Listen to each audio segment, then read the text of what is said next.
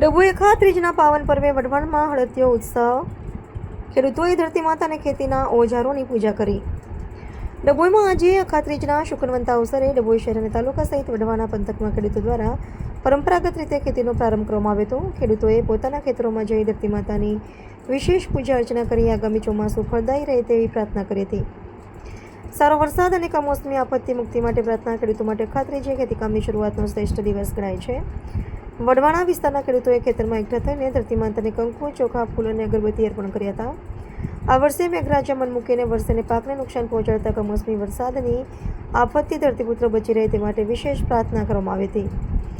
ઓજારો અને ટ્રેક્ટરનું પૂજન માત્ર ધરતી માતા જ નહીં પણ ખેતીમાં મદદરૂપ થતા સાધનો પ્રત્યે કૃતજ્ઞતા ભાવ વ્યક્ત કરતા ખેડૂતોએ પોતાના ટ્રેક્ટર અને ખેતીના સાધનોને શણગારીને પૂજ્યા હતા. પરંપરાગત ખેતી કરતા ખેડૂતોએ બળદ અને હળની પૂજા કરી હતી. ડભોઈ પંથકમાં ભક્તિ અને આસ્થા સાથે ખેડૂતોએ ખેતીના નવા વર્ષનો ઉત્સાહભેર પ્રારંભ કર્યો છે.